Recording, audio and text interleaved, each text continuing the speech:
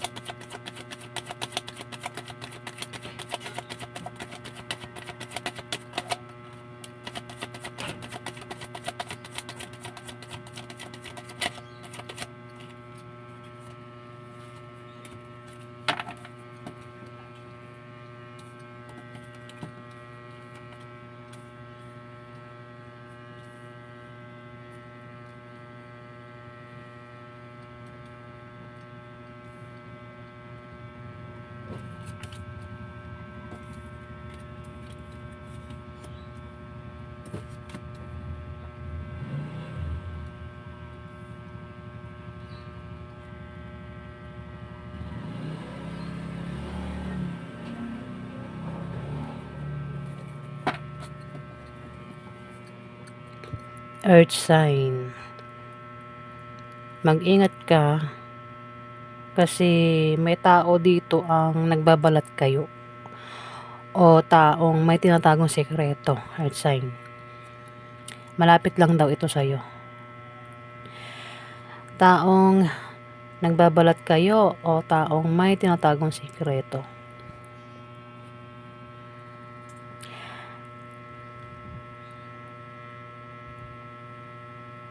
The world dito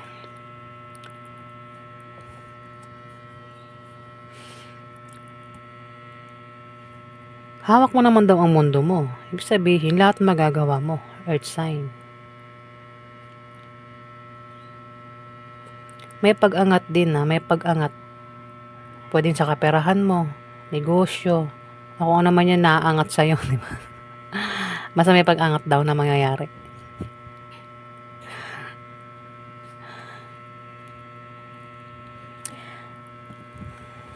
Pwedeng pwede rin na baka sumikat ka. Sumikat ka sa June 26 to June 30. Kung sikat ka na, lalo ka pa raw sisikat. O kung hindi ka pa sikat, baka sumikat ka. Earth sign.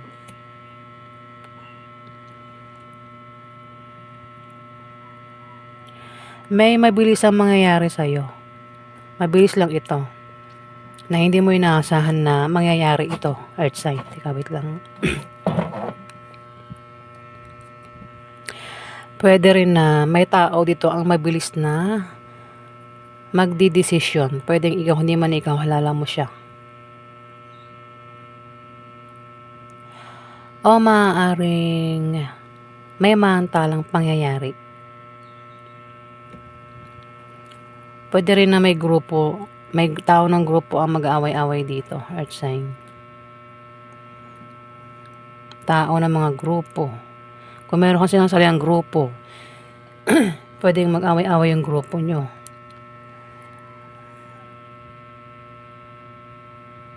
Magician, meron kang pagmamagic na gagawin.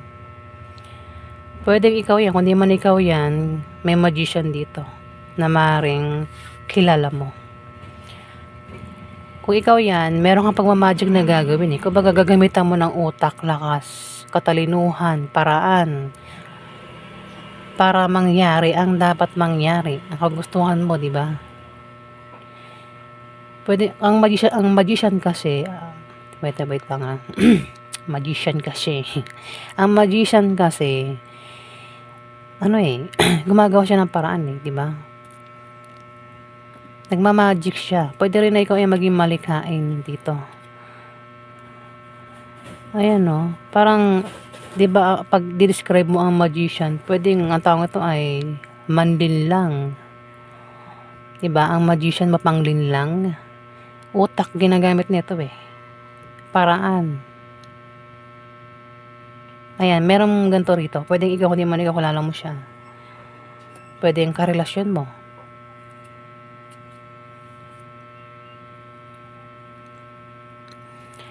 Dito, maaari ikaw daw ay may tutulungan na tao. Ay, ikaw yung tutulungan dito. May pagtulong na mangyayari. May pag-abot ng pera. Kung utang, pwede makabayad na sa utang kung sino man tong umutang. Pwede rin na ito ay sahod o bayad sa sideline. Bayad sa ginawa mo, trinabaho mo, earth sign. Basta may pag-abot ng pera. Tulong ito eh, pagtulong.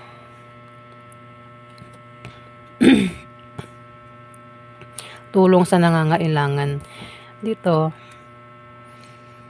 meron kang sisimulan at gagawin mo na raw sa 5 days na yan. Importante yan para sa'yo, earth sign. Kaya, maaaring ikaw ay makipagsapalaran na alis ka raw, meron kang pupuntahan. Pero pinag-iingat ka sa pupuntahan mo kasi may nagbabalat kayo o taong may tinatagong sikreto. Maring meron kang plano kaya alis ka. Pero sa pupuntahan mo nga, ayan, meron kang makasalamuha, makadil na taong ganyan na nagbabalat kayo o may tinatagong sikreto. Pwede rin na may mabubuntis o may mga nganak dito. Earth sign. Dito,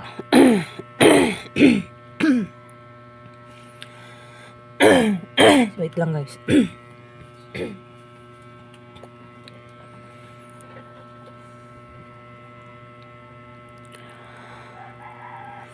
May darating daw sa inyo na magandang balita.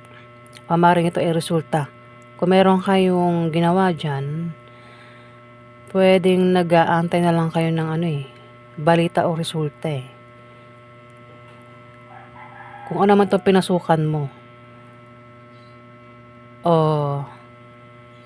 maaaring ito, baka nag-apply kayo, nag-aantay lang kayo ng tawag. Kung kayo ba ay tanggap o nakapasa. Sa kung ano man ito, earth sign.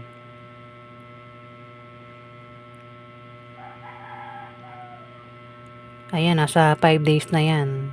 Resulta raw o tawag eh. Ay, resulta o tawag. Resulta o balita. Ayan. At mukhang maganda naman. Dito,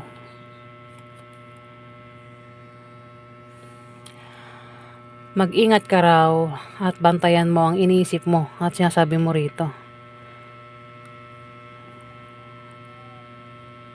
Pwede rin na meron kang isi-search sa alamin,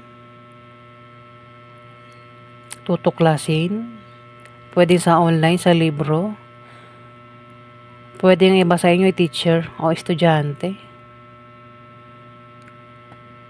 Ayan, meron ka raw alamin. Mabilis lang ito na pangyayari eh.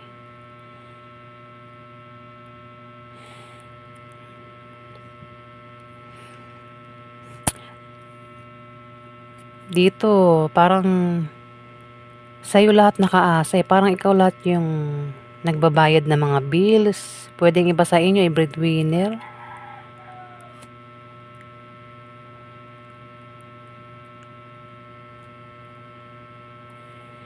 Meron kang karelasyon ang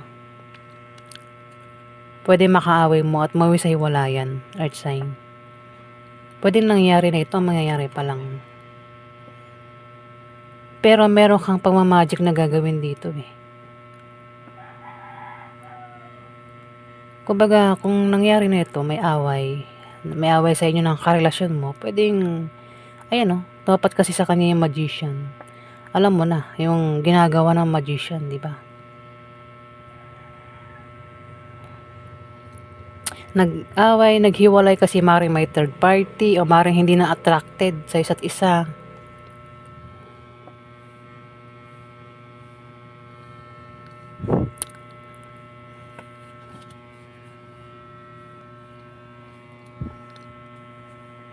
Puwede rin naman na may panahon kang pumili kung gagawin mo ba ang mga plano mo o hindi. Ano man daw ang piliin mo, hindi ka matatalo, earth sign. Dito may taong nag-aalala. Puwedeng ikaw, hindi man ikaw, kilala mo ang taong itong nag-aalala. Kaya maaaring may pagtulong na mangyayari kasi nag-aalala, eh.